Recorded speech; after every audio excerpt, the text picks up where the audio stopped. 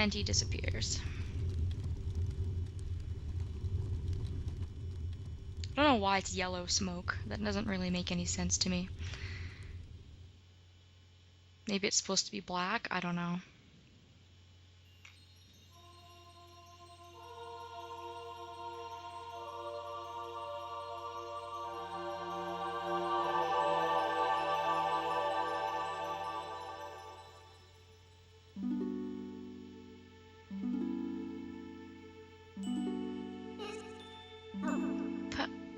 Princess, I... Say nothing, Midna. Your heart and mine were as one, however briefly. Such suffering you have endured.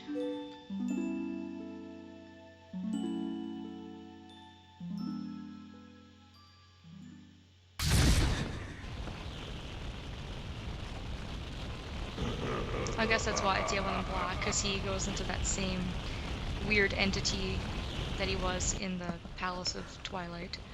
That makes sense.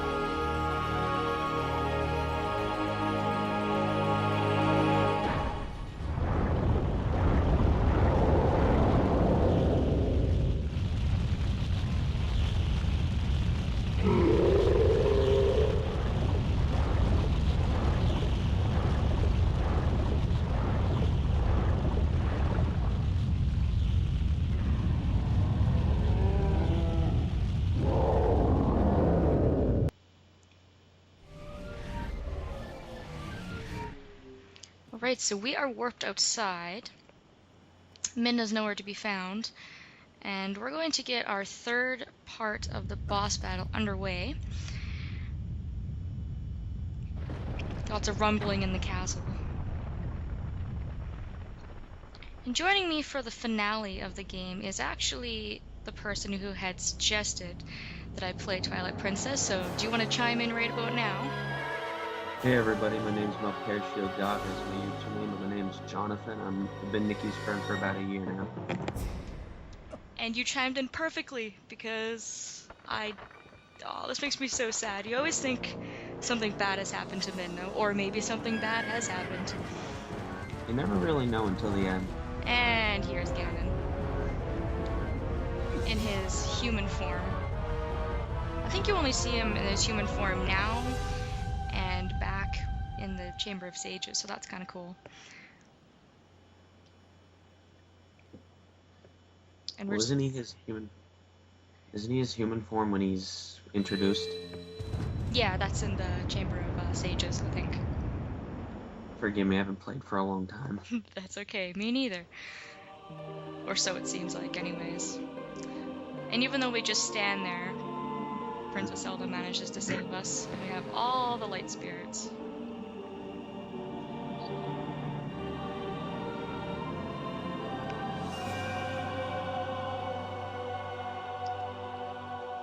And light arrows. Go figure. Who would have guessed? Link. Chosen hero. Lend us the last of your power.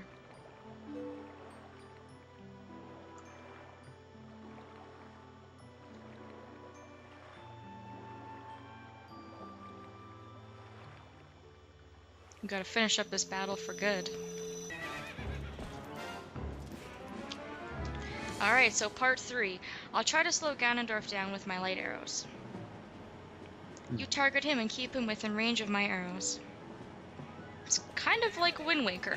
So all you gotta do is try to keep up with Ganon, which can be difficult because he's really fast and he's also got all those kind of minions and you'll turn around. But as soon as you target him and start following him, then Zelda will target him with a light arrow, shoot him, you go up to him and then use your sword on him, basically. But he's going around in circles. He's trolling. Alright. Gotta catch up with him. It was tedious because he would just constantly do this during the entire fight. And then he'll summon ghosts as well. Now this can be really easy. Like, if you can manage to keep up with him, and he goes in a straight line, this is super easy. It only takes a couple minutes, but for some reason, right now, at this particular moment, that's not the case. Part of me wonders why he just stops if you're like a certain different parking away from him. He just stops there, does nothing. I don't know, he's just being a nice guy. And even if you do keep up with him, sometimes Zelda will miss like she did there, so you gotta watch out for that too. And then you gotta wait for your horse to get her speed back and things like that, so. He's like, hey, I don't care if you want to. You can run at me. I'll wait for you. I'll wait for you. Make it a fair battle. And there she goes. So just gotta ride up on him and get him now. There we go. And I do believe this takes 4 shots, 3 or 4. So it takes a while. But there we go. Now it's going a little better for us. Nice shot, Zelda. There we go. So one more should do it. Once you actually get to hitting him, he stops putting up all the full crap that he does exactly. with the spirits and the minions. Kind of seems like once you hit him once, then it just goes into like a nice pattern, but it does take a while, so. If you miss the first time, it's kind of like, shit. Damn it, I gotta try again, but that was some good shooting. That would be really difficult to do. Well, you sure know Link can't do that. And he's still not down? What is wrong with you, man? Mad stamina. Apparently.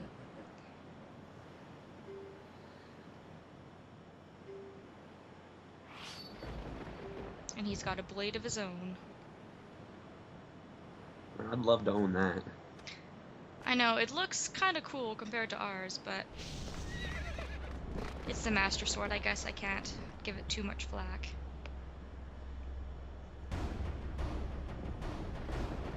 And we get the 4th and final stage, which is probably the most difficult besides Beast Ganon, which I for some reason have a hard time with, but he dodges like crazy.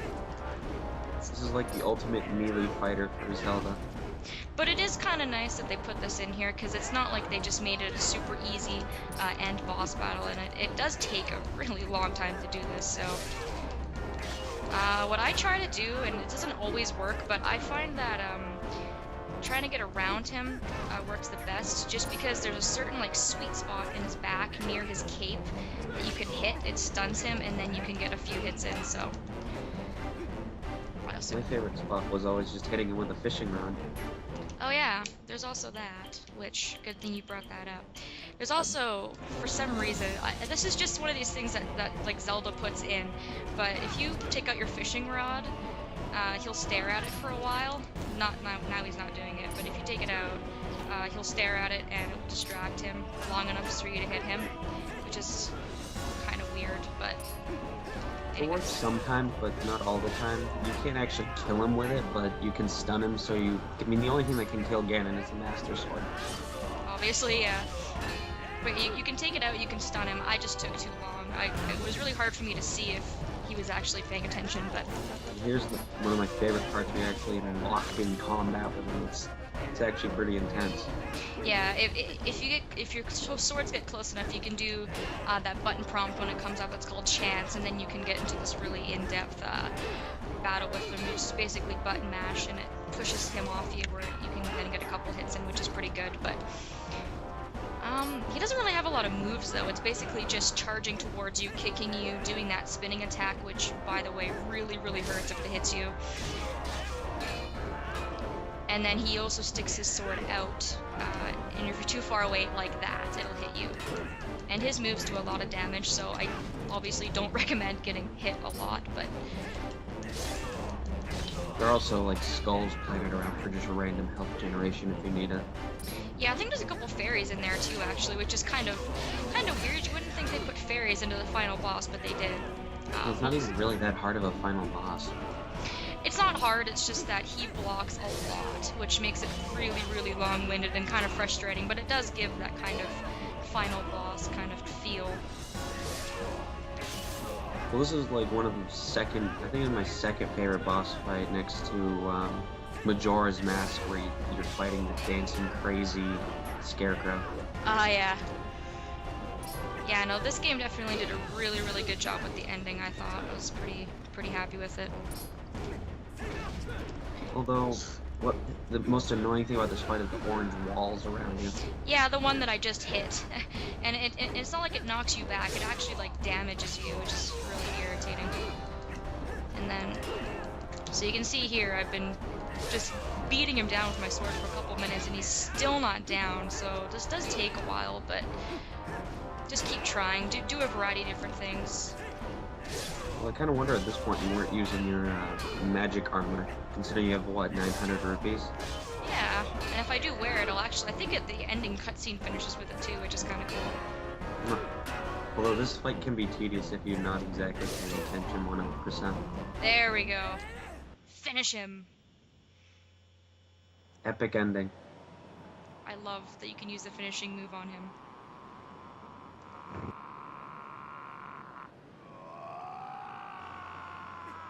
And his death scream is so epic too.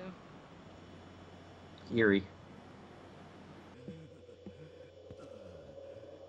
Is he still gonna try and get up? What's wrong with you? The Master Sword is lodged into your chest. It's Ganon, man. Do not think this ends here. The history of light and shadow will be written in blood.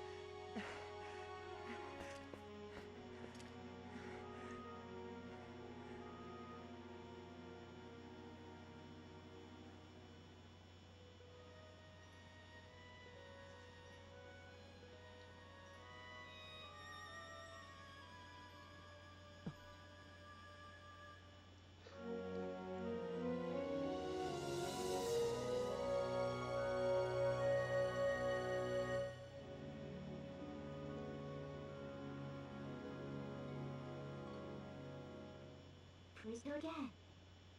Won't have a repair. You forget we built space. Hot for repair?